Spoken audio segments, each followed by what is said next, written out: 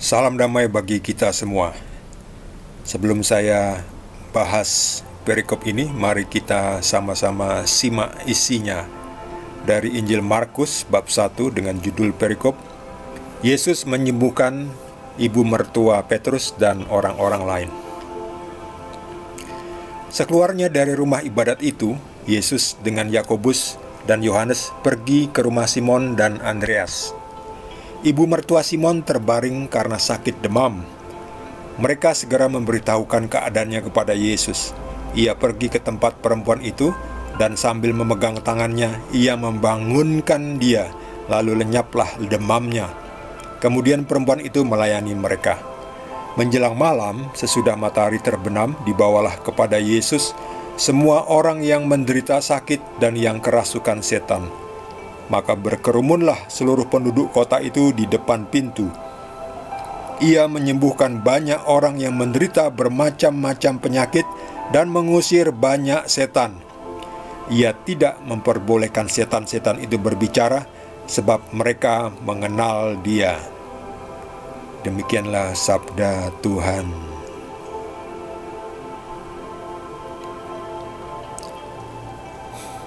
Yesus setelah sebelumnya memilih murid-murid yang pertama, Yakobus, Yohanes, juga Simon dan Andreas. Kemudian mereka mampir ke rumah ibu mertua Simon.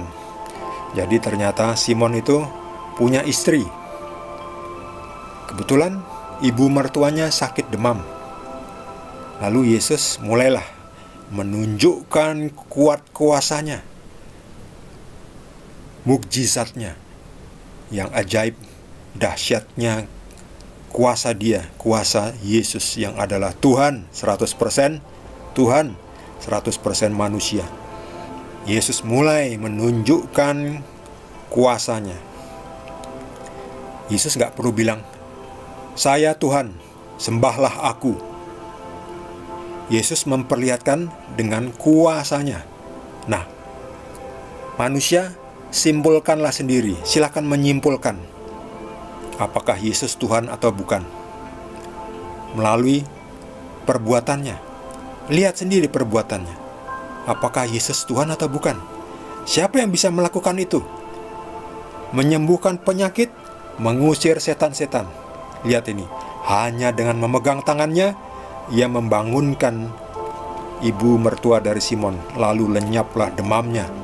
Kemudian perempuan itu langsung bangun dan melayani mereka, ya, menyiapkan makanan, minuman. Biasa kan perempuan seperti itu. Biasanya ya sekarang siapapun, laki-laki perempuan boleh saja menyiapkan makanan, ya. Tapi waktu itu ya memang kebiasaan bahwa perempuan itu melayani di dapur. Jadi perempuan itu melayani mereka setelah bangun, ya. Ini dia ini. Ini ibu mertuanya dibangunkan, diangkat kepalanya, langsung sembuh. Langsung bekerja, langsung kerja, ya. Ini nampaknya ini istrinya Simon Petrus. Yesus menyembuhkan, tidak seperti dokter. Kalau dokter harus kasih resep. Kalau demam sekarang tuh resepnya yang pasti itu harus paracetamol, penurun panas, penurun demam. Atau kalau nanti lebih parah lagi harus dikasih antibiotik. Lalu butuh waktu paling nggak 3 hari untuk sembuh. Yesus nggak butuh 3 hari. Yesus saat itu juga pegang tangannya, diangkat, langsung bangunlah, sembuh. Nah, siapa yang bisa melakukan itu semua? Nggak cuma menyembuhkan dari penyakit, tetapi juga mengusir setan.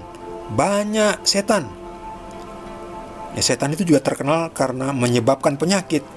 Jadi orang yang kemasukan setan, yang kerasukan setan, itu jadi sakit.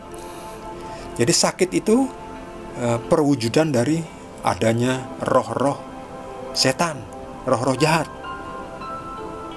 Ya, tapi terus bukan berarti dia kerasukan, ya, beda, ya. Itu perwujudan, salah satu perwujudan. Ada bibit-bibit kuman-kuman penyakit masuk tubuh kita, tuh kita merasa nggak sehat, kan. Nah, ada lagi lah yang kerasukan setan, badannya sehat tetapi omongannya ngelantur. Itu namanya orang yang kayak orang gila. orang sinting gila.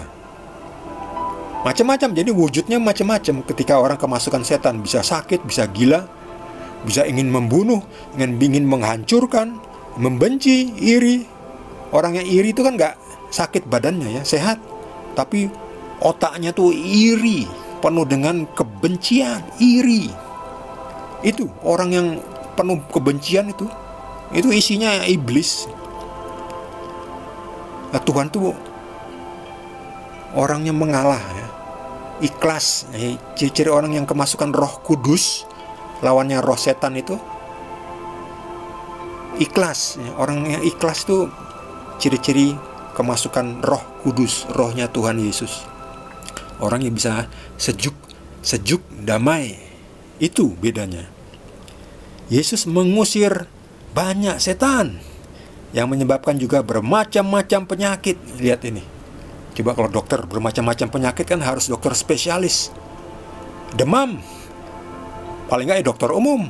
Lalu kalau udah mulai sakit batuk-batuk, dirujuk ke dokter spesialis, ya, ke dokter THT, ahli paru-paru. Ada lagi penyakit dalam, dirujuk ke dokter penyakit dalam. Lalu ada lagi dokter jantung. Lalu ada lagi dokter kulit. Wah, macam-macam dokter ya. Nah, Yesus cuma satu aja, nggak perlu banyak-banyak. Satu Yesus untuk bermacam-macam penyakit dan bermacam-macam setan. Banyak setan. Dan lihat ini, saya beri warna merah. Ia tidak memperbolehkan setan-setan itu berbicara, sebab mereka mengenal Dia. Siapa Dia? Lihat ini. Bagi Anda yang masih skeptis atau belum percaya, sebab mereka ini siapa? Setan-setan itu. Setan-setan itu mengenal Dia. Siapa Dia? Musuhnya setan. Siapa? Tuhan. Jadi Yesus adalah Tuhan. Tuhan Yesus. Terbukti Dia bisa mengusir banyak-banyak setan, menyembuhkan bermacam-macam penyakit. Jadi kalau Anda tidak kenal Dia, tidak kenal Yesus, berarti mungkin Anda itu lebih bodoh ya, daripada setan. Setan aja bisa paham siapa Yesus, tapi manusia kadang-kadang bebal, nggak mau tahu. Walaupun sudah dibantu dikasih tahu, tetap aja nggak mau tahu. Karena itu ciri-ciri apa? Ya ciri-ciri salah satunya yaitu mungkin ada setan di dalamnya. Jadi nggak mau terima. Saya nggak terima Yesus Tuhan, nggak bisa. Gak ada. Mau lihat mukjizatnya pun tetap aja gak mau percaya. Demikian juga ahli-ahli Taurat, imam-imam kepala. Mereka melihat mukjizat Yesus, tapi mereka gak mau percaya. Bahkan mereka makin keki melihat Yesus bisa melakukan mukjizat yang dahsyat itu. Ini kan kita sering di sini sering ada istilah ya. Tidak senang melihat orang bahagia, senang melihat orang susah. Kebalikan itu, lawan katanya sama sekali. Mestinya kita ikut senang melihat orang senang, ikut susah melihat orang susah. Ketika kita melihat mukjizat Yesus, kita ikut senang, ikut percaya, benar ini dari Tuhan, lalu memuji Tuhan ya. Jangan malah keki, lalu malah ingin membunuh Yesus. Itulah ahli-ahli Taurat, imam-imam kepala tua-tua Yahudi.